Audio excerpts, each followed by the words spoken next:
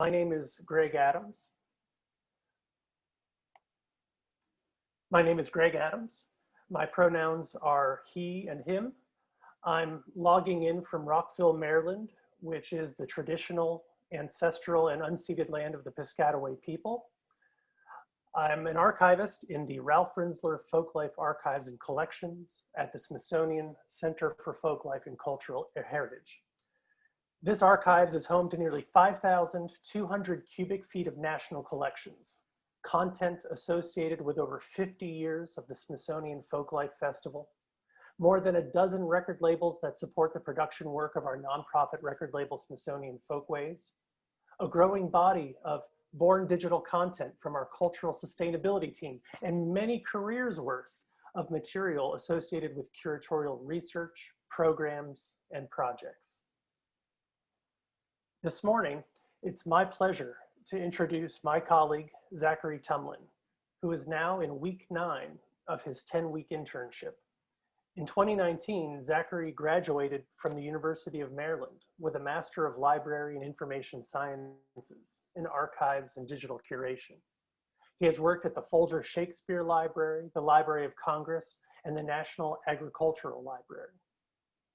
His career goals and expertise are grounded in both archives and working as an accessibility specialist.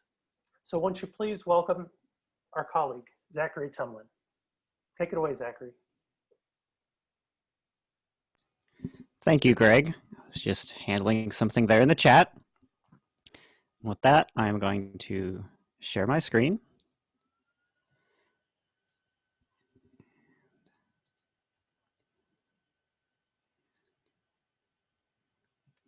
All right. Thank you for joining me today for my presentation, To Hear Our Loud Hands, Disability Culture, and What the Essence of a Group Means. Here's the agenda for today. The links at the top will be dropped in the chat later. This presentation will be available, the slide deck will be available at the end through those links. And like Greg said, the presentation will be made available later.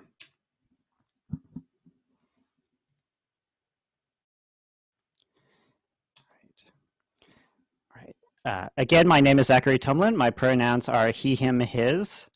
For an audio description of myself today, I am a white man in my early 30s with short brown hair, black framed eyeglasses, and a short beard. Today, I'm wearing a dark gray dress shirt with a gray and blue tie and a black pinstripe vest and jacket. And like Greg, I live in Maryland on what is originally Piscataway land.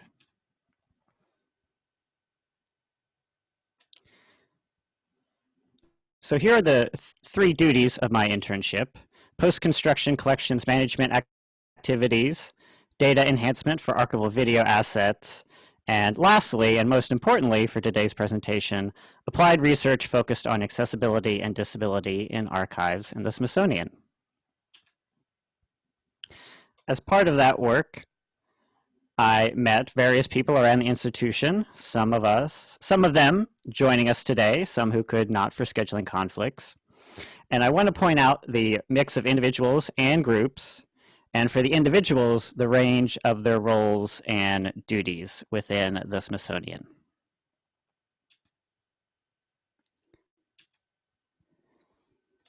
Next, we're going to move to results from Collection Search Center, which is one of the search interfaces in the Smithsonian, otherwise known as CSC. And so these were things that I was doing at the beginning of my internship before I had email access and those various things that allowed me to do some of those other duties that you saw. So I was familiarizing myself with the search interface and doing various searches. And here they are documented.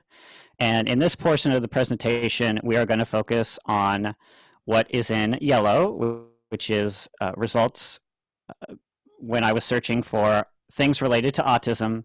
And one of the reasons I chose that is you can see 175 results is a little bit more manageable of a data set than 4,311 for disability or disabled. So here are the results by location within the Smithsonian.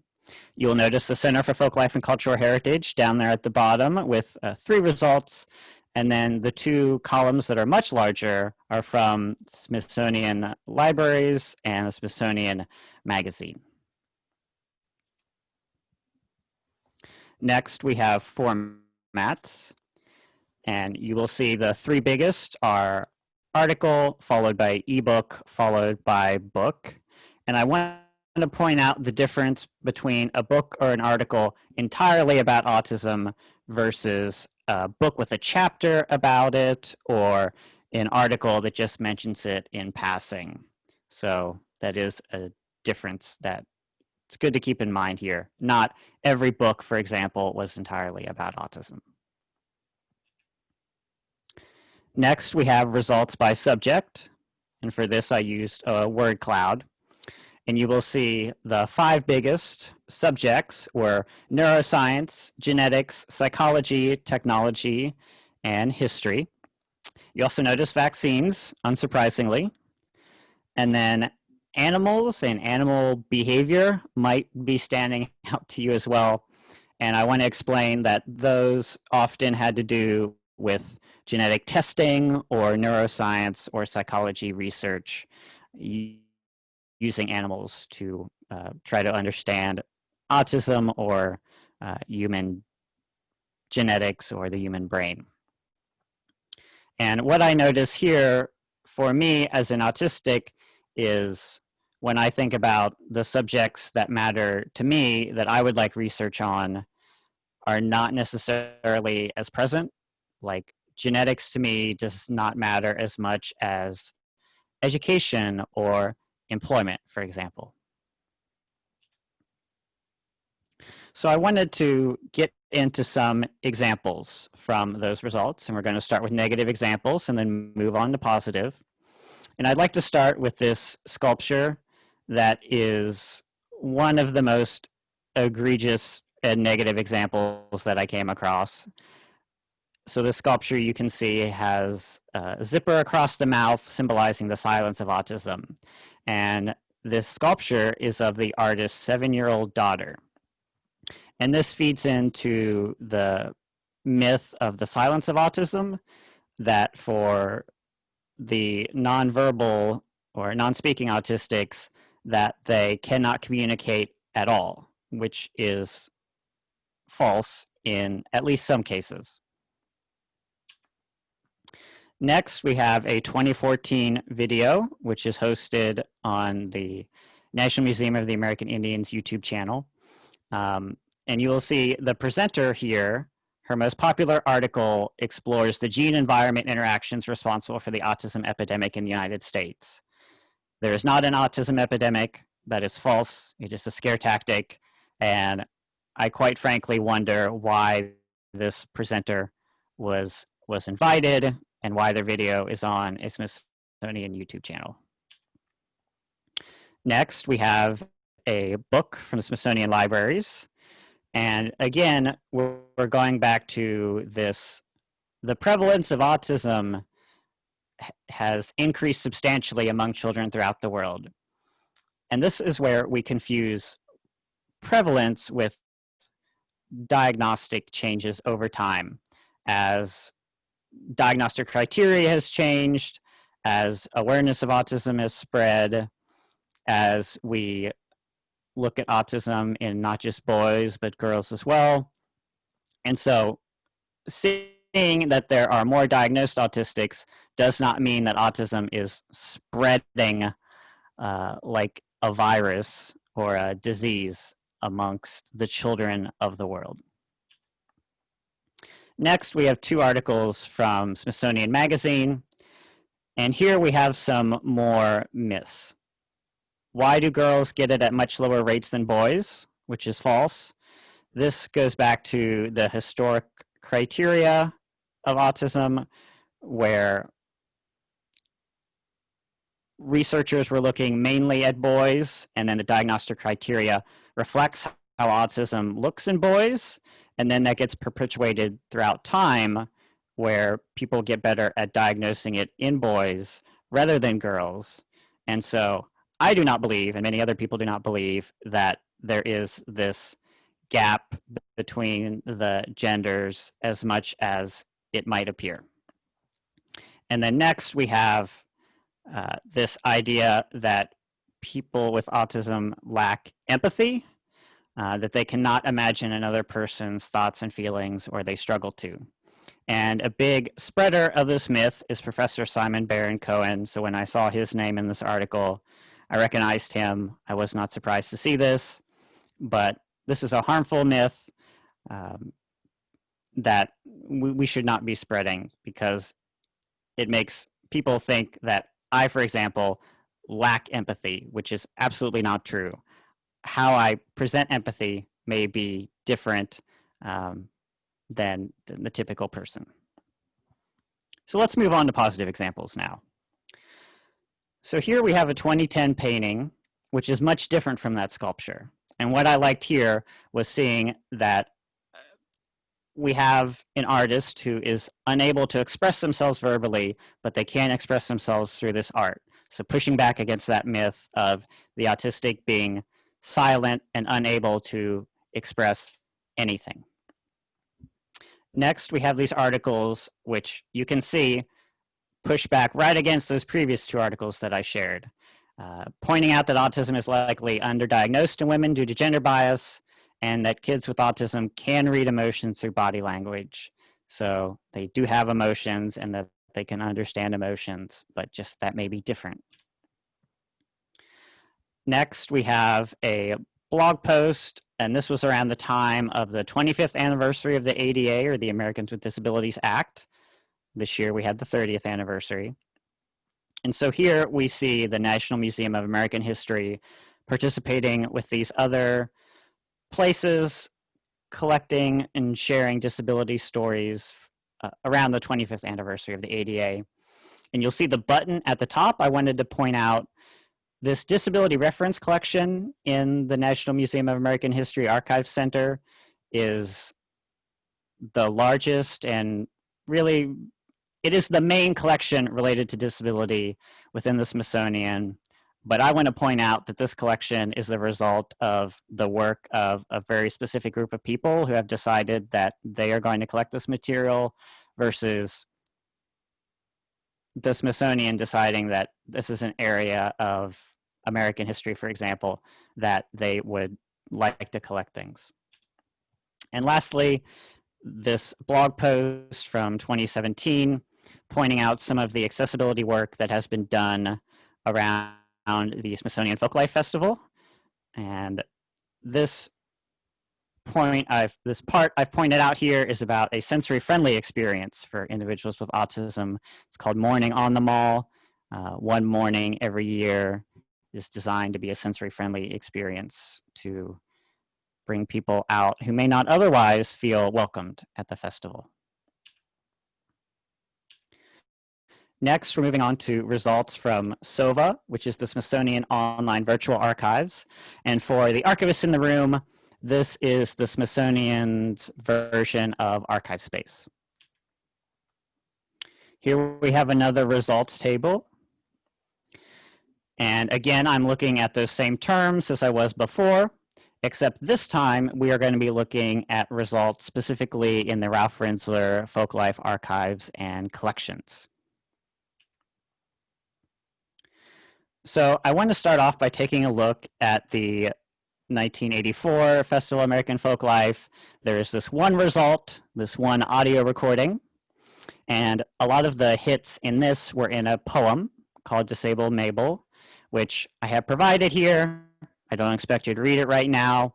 That's something I forgot to point out, is some of these slides are text heavy. I know that. The deck will be provided to you later, giving you time to look through everything. The archivist in me has provided all this for documentation purposes, and so you will be able to explore this content in greater detail after we are done. So don't feel like you have to read everything right now. Next, moving on to the 1990 Festival of American Folklife, We had a program on the musics of struggle, and it included the 1988 Deaf President Now movement, which happened at Gallaudet, which some of you may or may not know about. So there are 20 audio recordings that have to do with that. Not all of these audio recordings are entirely about the Deaf President Now. It's usually just a segment within a session. Some are about deaf protest humor rather than necessarily the movement specifically. And at first, when I searched, I only found one recording, and it wasn't until last week that I found the other 19. So going back to CSC, only one of these results show up in CSC. So somebody may not be able to find all the results. And that's because in the subject heading, or in the subjects, disability was included or not in some of them. And there are also photos of this in the Digital Asset Management System, or the DAMS. I'd like to show you one of those photos. So what is happening here, I believe, to the best of my knowledge as I'm able to figure it out, is we have a couple people in the front, I'm going to use my laser pointer, who were part of that session, and they are, to me, it looks like they are leading a deaf protest or a deaf march across the National Mall, probably demonstrating some of the techniques that they used or how a deaf protest / march looks different from a hearing version. Next, we're moving on to the 2012 festival. And so here we had a program celebrating the 150th anniversary of land-grant universities in the USDA, and we touched on accessibility as part of that. So we have 4 recordings, and I've highlighted their connection to disability. And what I want to point out here is the inclusion of one disabled student, which is good. It wasn't entirely non-disabled people talking about their work with disabled people, which is something that can happen. Moving on to the 2014 festival, we have one session about kind of the history of the festival, and it mentions holding the event on a site accessible for those with disabilities. And this is the one audio recording. And the problem with this audio recording is in the finding aid or in archive space. I had a little bit of trouble finding this, thanks to Dave Walker for helping me find this recording, because it was under a different series, because it was, you can see the stage it is on was a stage as part of the Kenya program rather than a stage associated as a special event. And so it was slotted under a different series than it should be. So it's a little bit difficult to find. Next, moving on to Folkways recordings. We have this one album called Music Therapy with the Developmentally Handicapped from 1976. And I was also able to find an audio cassette, and it took a little bit of digging to make sure that these were the same 2 things. You'll notice how the titles are different. With the audio cassette, someone literally put the entire title as it is portrayed on the vinyl album, which is different from the actual In Folkways, the name of the album. And I also noticed the catalog number in the audio cassette was different from the catalog number in Folkways. I've highlighted up there in the upper right of the album cover. You'll see the 6180 is different from 6166. And so that was why I was having trouble making sure that these were the same audio recordings. Next, in the Moses and Francis Ash collection, I was able to find 2 folders that relate to that album.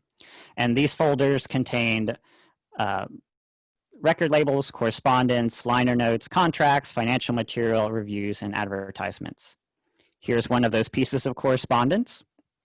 So in this letter from Edith Boxell, who is the music therapist who is behind this album, she is writing this letter to Moses Ash, and it seems like Ash was the one who approached Boxall about the possibility of this album in a phone call, and this letter here is her following up about that, and she is providing some additional items as part of that. So this is the earliest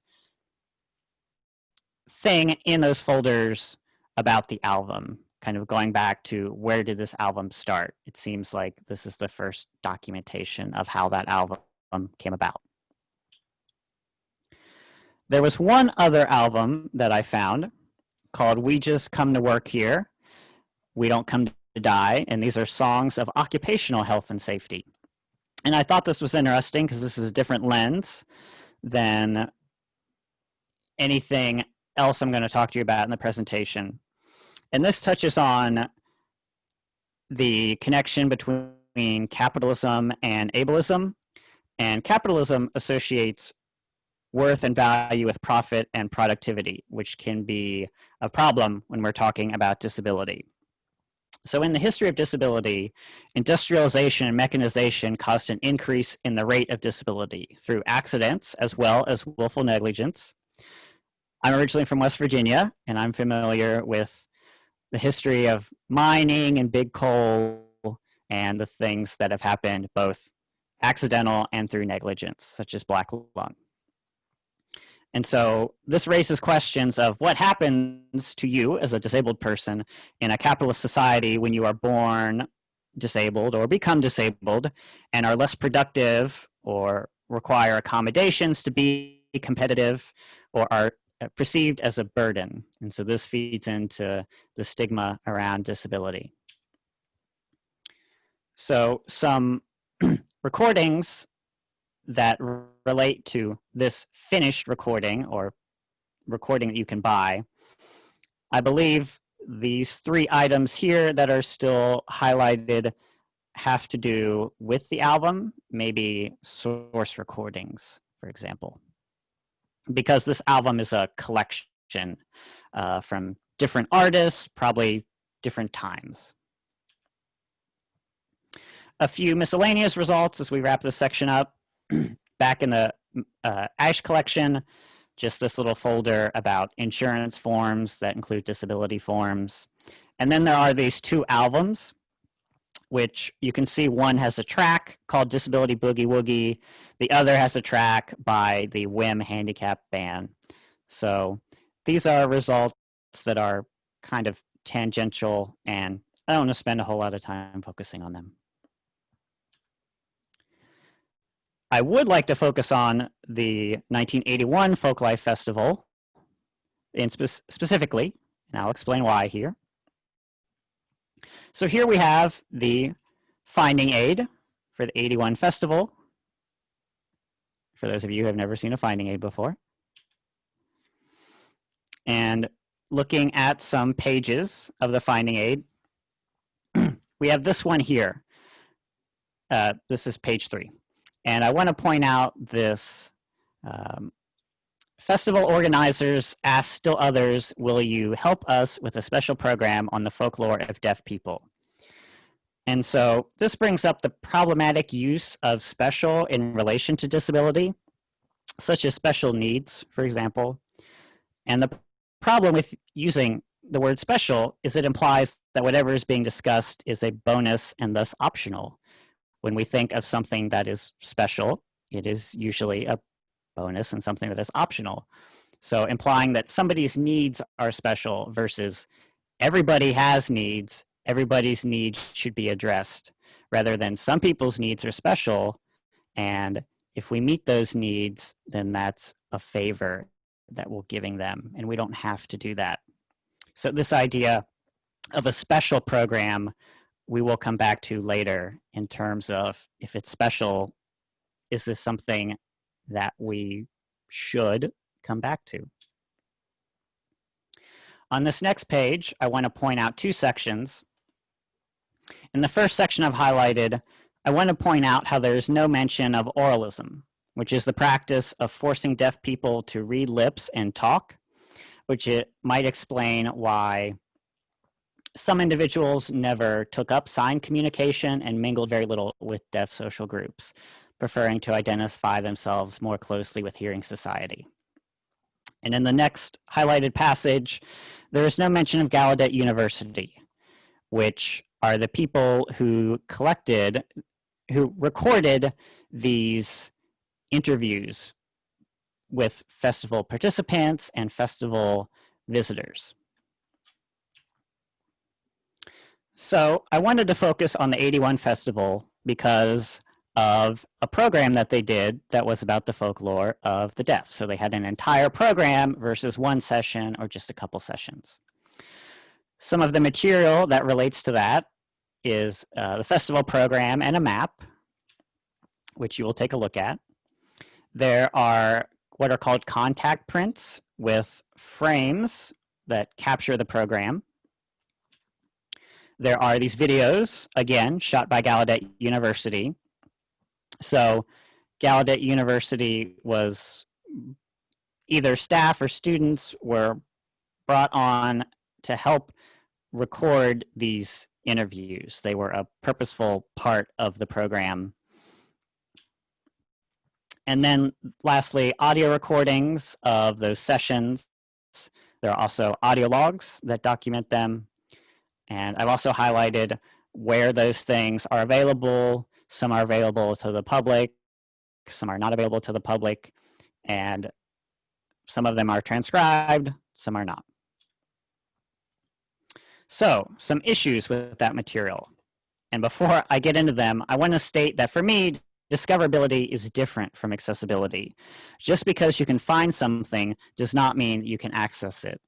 And so an easy example of this is a physical building, for example. Just because I can find it on a map or get up to it does not mean I can get inside of it or that I can find everything I'm looking for in there, for example.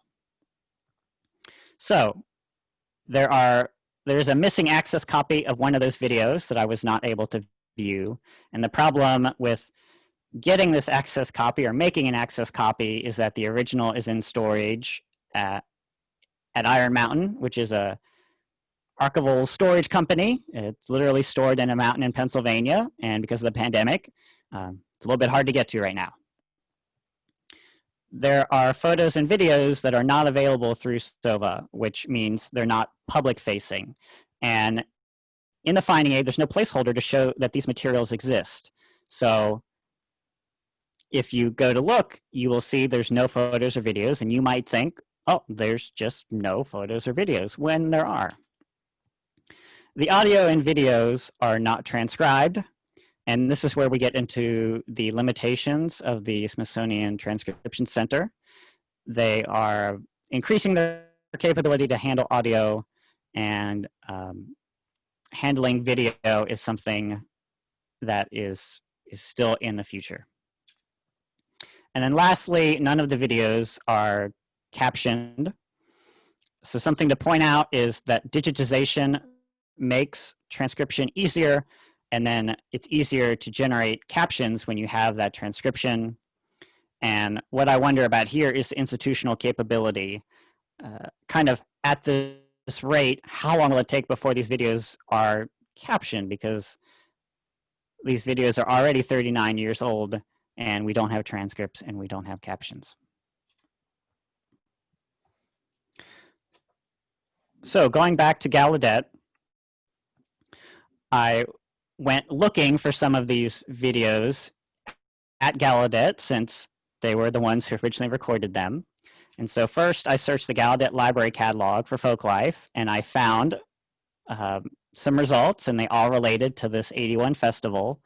And the catalog records were specifically connected to videos in the Gallaudet Video Library, which is a different platform. And I searched there, and I found relevant results for Folklife and Folklore. So there are clips from these tapes that the Smithsonian has. They kind of chop these longer videos up into smaller clips.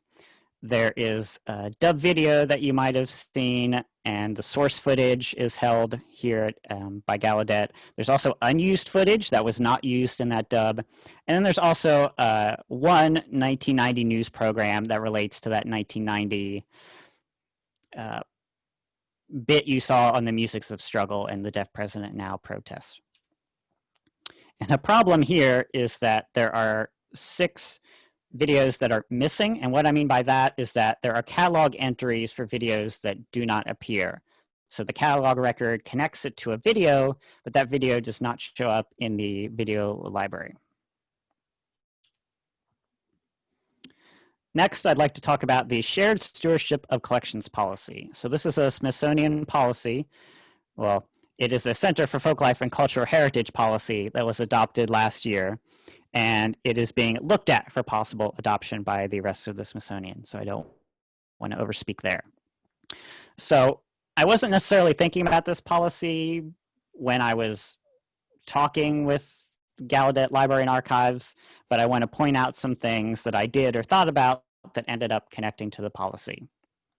So this idea of shared stewardship of collections must be conducted in the spirit of consultation and collaboration. So I wanted to make sure that Gallaudet had everything that the Smithsonian did, since they were the ones who originally recorded the videos. And I also cared that it was in the same quality, in the interest of kind of being fair, that we have the same material in the same quality. When we talk about digitization, for example, that's the same quality digital copy. So sharing authority with the source communities. Something I'm still trying to figure out is who has the original tapes. I would assume Gallaudet has the original tapes, but I'm not certain about that. And then the presence of ASL with and without interpretation. So as we think of transcriptions and captions, making sure that the Gallaudet community may be the authority there, that is, you could turn to them for help in doing that rather than trying to do that on your own. So sharing some of the responsibility there, going to the community that may have more expertise. And as we think about creating transcriptions and captioning, sharing the load for doing that, and then the end products as well. If we both have the same material, well, if whoever makes the transcripts, if somebody does it first, then sharing those and possibly also sharing the load of captioning. And lastly, making these resources readily discoverable. And this is where there's the most glaring difference. So at Gallaudet, I can watch these videos online through this video library, and the interface is a little rough. There have been some layoffs, possibly because of the pandemic, but still, I can go on there and watch them. Whereas SOVA, going back to, these videos aren't even listed. So you don't know they even exist, let alone able to actually watch them. So let's move on to some archival show and tell. Here is the festival program, and I'd like to point out this welcome note from the director of the National Park Service. And so this program came about because of the International Year of Disabled Persons, which he makes mention of. I'd like to point out how the welcome note from the Smithsonian secretary at the time makes no mention of this at all, or the Folklore of the Deaf program. Here is the article in the program about the program, as it were. And I highlighted the 2 people that are the 2 people responsible, mainly responsible for the programming. And I'd like to point out Simon Caramel, because he's an interesting fellow as I dug more into him. He's retired. He earned his doctorate. You can see he was working on it at the time. He's retired from the National Technical Institute for the Deaf. He has done research on deaf Holocaust survivors, and he is also a magician who has written a book profiling other deaf magicians from around the world. So he seems like an interesting character, and I thought it was also interesting to see him at the start of all this work he has done and everything that has happened since this 81 festival. Here we have a schedule for one day of this festival. I'd like to point out at the top how interpreters for the deaf were available for some parts of the program. We have the Folklore of the Deaf section, and then we have on the children's area we have a couple sessions as well about deaf awareness. And here's, just so you know where we are on the mall, this site is now occupied by the National Museum of African American History and Culture.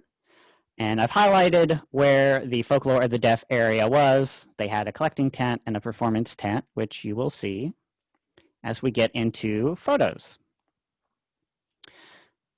So here in these photos, I'm going to magnify and hopefully help you see them. So this is the opening event, the welcome event, or the opening ceremony. And you can see we have somebody signing. And what I noticed in these photos is how it's not accidental that this person was captured. This seems very purposeful that this photographer was capturing this, which makes me wonder if this was maybe the first time that there was an interpreter, the opening festival. And so it was something new and different that the photographer wanted to capture.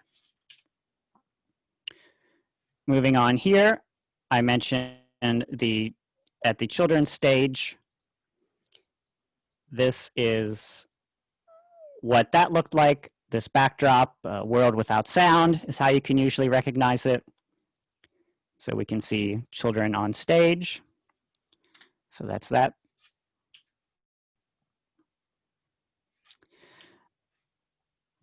Next, we have, this is traditional deaf folk theater, is what is going on here, down at the bottom. And then in this one slide here, notice the crowd. This is not just a few people. This tent is packed watching this performance. And here we have, again, another panel with crowd shots. You can see attendance is pretty good. We're shooting from the back of the stage out onto the crowd, purposely capturing the crowd as part of that. Next, we have these hand-carved wooden ASL alphabet hands. That's what's being shown here. I believe they were 50 years old at the time they were being shown. Down here at the bottom, we have Dr. Caramel there and Joe Ratner there. So these are the two people who organized a lot of this programming. Next, we have demonstrations of traditional deaf technology, such as how do you wake up in the morning when you're deaf and a normal alarm clock doesn't work for you. There were demonstrations on how deaf people have improvised that technology. Again, the hands, and then we start having pictures of the video recordings that we mentioned. So here we have an interview between an interviewer and I believe this was a festival guest, not a participant, just a guest, and then one of our film crew members.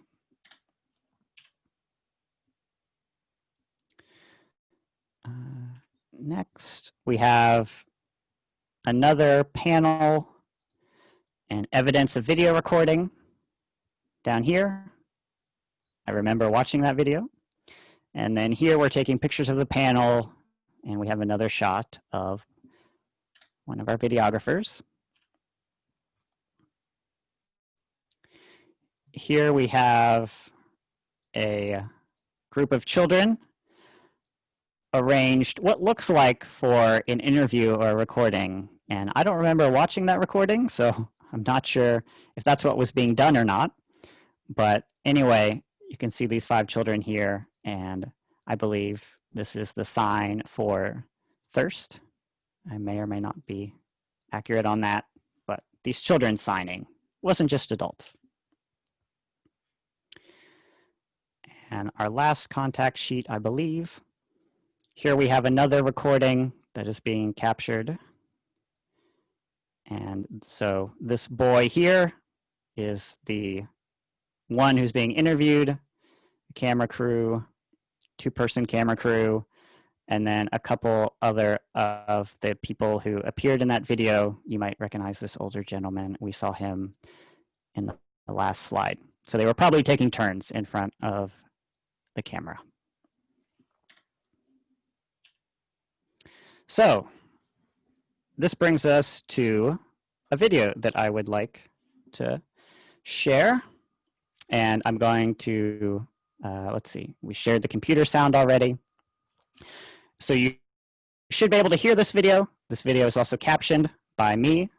And so one way or another, you should be able to follow along. And I don't want to say too much about it. I would just like to let it play. So I'm going to turn off the laser pointer.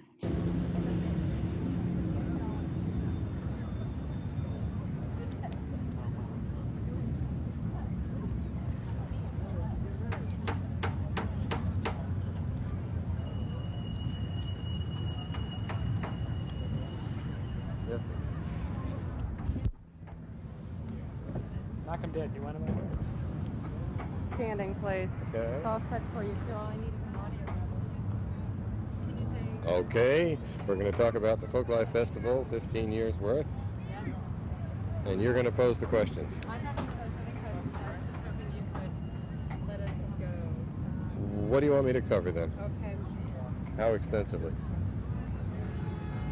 Really, we're interested in why the deaf folklore area is here this year. I know it's the first year, but also saying that the festival is continuing. So how it relates to the entire festival. Okay. You all set?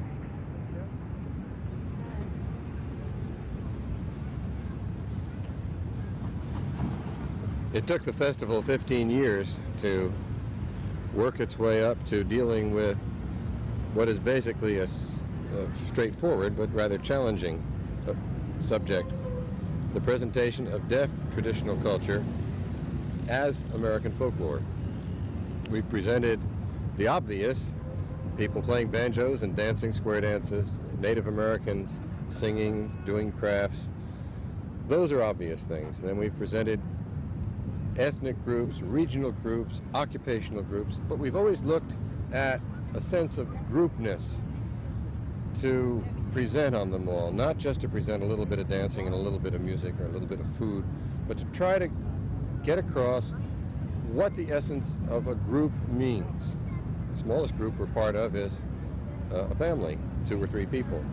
And we did programs with family folklore as early as '74.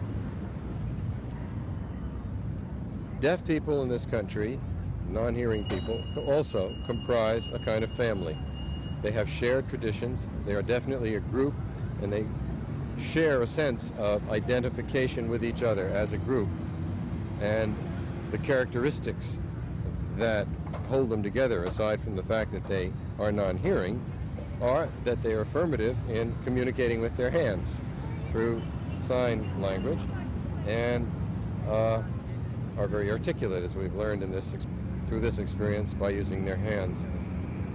So what we've been trying to do in this presentation of the culture of deaf Americans, non-hearing Americans, is to show the American public that any group of people, once it constitutes itself as a group and understands itself as a group and functions as a group, has a body of culture, important cultural material, which is valid for presentation in the context of a living exhibition of the National Museum. And that's exactly what the Deaf Culture program consists of. It's an effort to, first of all, get at that material, and then to explain to the general public what it is that deaf people have amongst themselves that's very special.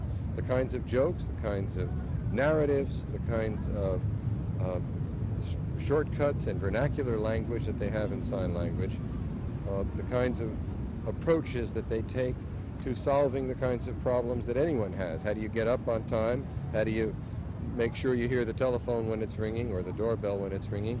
So some of the exhibitions have dealt with those sort of immediate problems of how do you cope with some of the pressures of life. Other exhibitions have dealt with the arts arts expressions of deaf people, theater, drama, and such, but essentially doing a presentation on the folk culture of non-hearing Americans has been no different than doing a presentation on any other of the subcultural groups that we've presented in the past 15 years. How has this exhibit been received? Has it been received well by the hearing population? Yeah, I think there's always a great deal of curiosity when we start a new program. Well, how the heck does this fit into a folk festival? It's been received just as family folklore was received. And you yourself probably were aware of the fact that many, many people came through this tent today who sat down and to share in front of a video camera in sign language some of their cultural material, some of their cultural baggage, if you will, to tell stories and provide us with narratives about deaf culture. I think it's been received very well. What is the possibility of this exhibit returning next year? We always sit down after a festival and try to figure out what's an important next step. And sometimes we try to do a specific program for 2, 3, 4 years. And some programs we do once and then we skip a year or two and then come up and do it again. So I can't answer that question right now till a whole bunch of us sit down and try to figure out what the shape of the festival will be next year. But it seems very likely that now that we've gotten ourselves thinking about this kind of a program, there's every reason to assume that it'll come back, if not next year, in 2 years or 3 years. Perhaps next year. Thank you. You're welcome.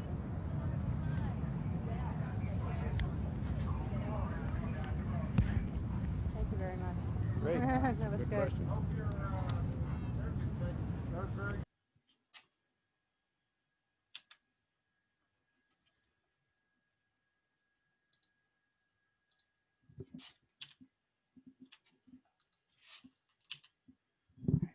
And with that, I would like to move on to closing portion of this presentation.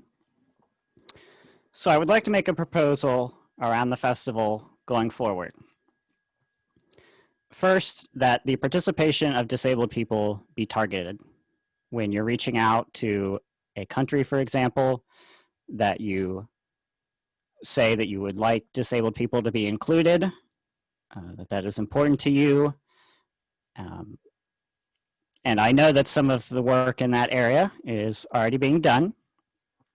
Next, that participants be welcome to include their identity as a disabled person, that it not be something that if they're brought on because of a skill or a talent or a craft or whatever, that is of course the focus, but if they also have other identities that are important to them, that you welcome them to include them, that it not be something that they feel like they maybe have to hide, for example, because it's not why they're there. Next, that you feature sessions that center disability.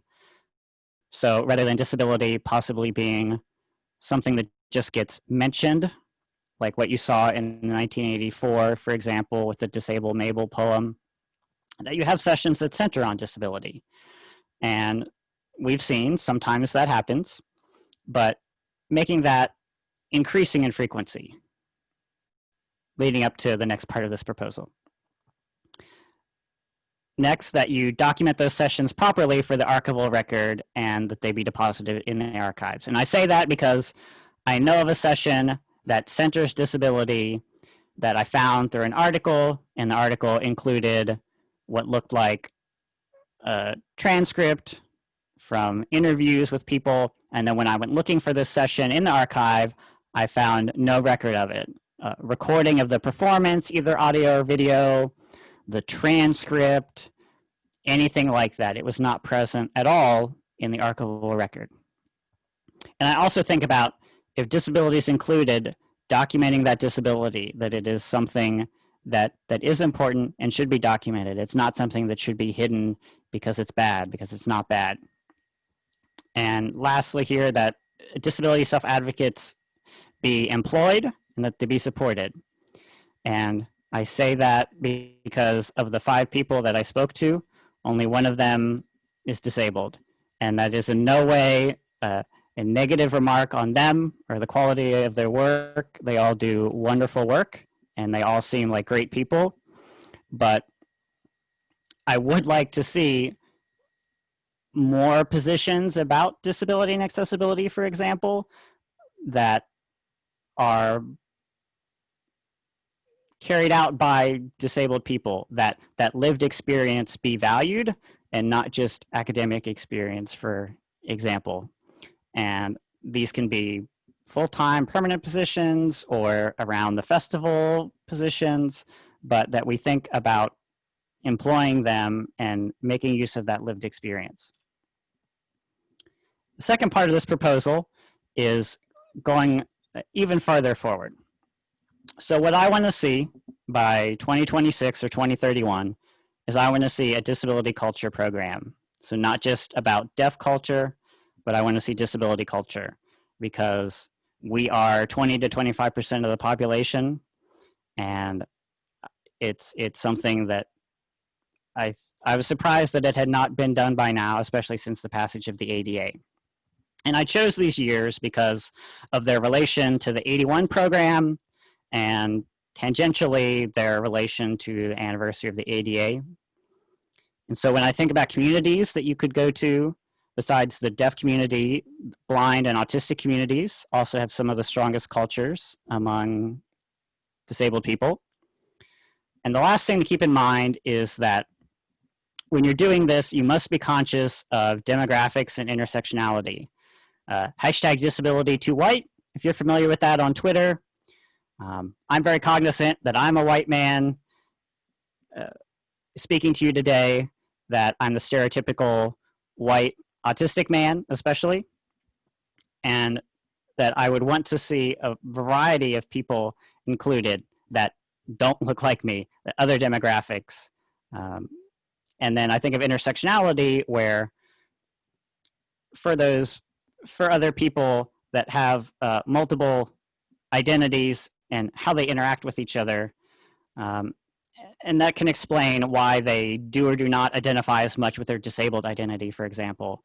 And so also, even if the session is centering disability, that you also make space for their other identities for them to talk about those intersections and bring those out is really important as well. So as we're wrapping up here, I'm a librarian as well as an archivist. I couldn't help but make some book recommendations. Loud Hands is the book about autism that I recommend to everybody. And then a more recent book that came out this year is Disability Visibility. These are both collections of essays or smaller works from disabled people. So it gives you a variety of perspectives at once, rather than in an entire memoir, for example.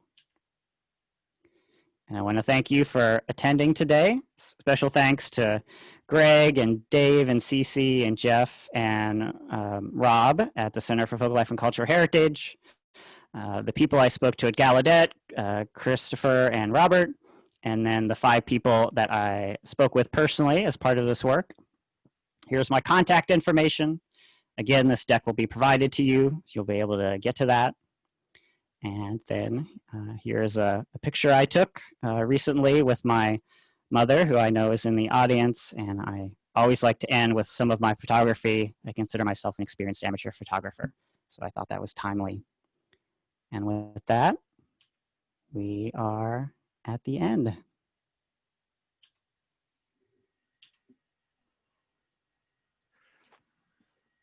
Bravo. Thank you so much, Zachary, for sharing your research, for sharing your reflections and your experience.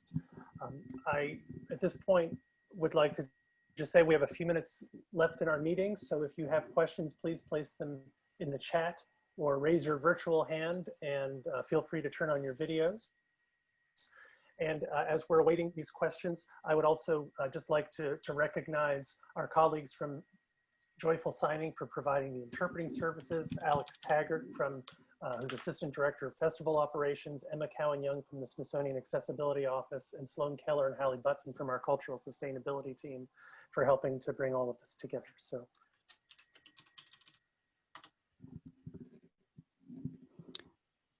I want to point out, I just dropped those 2 links in the chat. One is to a OneDrive folder that is for people inside the institution that have access to that folder. Not everybody will have access to that. The second is a link to a file in my Google Drive, which is the slide deck, which should work for everybody. So you should have access to this deck now.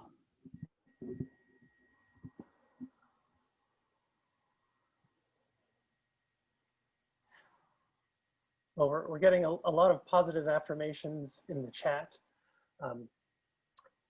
I can say at this point, Zachary, just maybe to get things started with some questions. Where do you see yourself going once this internship is done? This is week 9. Last week is our last formal week of working together. We'll of course want to be staying in touch. Where do you see the next steps, not only for the work that needs to be done, but also your own trajectory in all of this? I don't know that I want to go in too much to that because I don't think this presentation is about me in that way.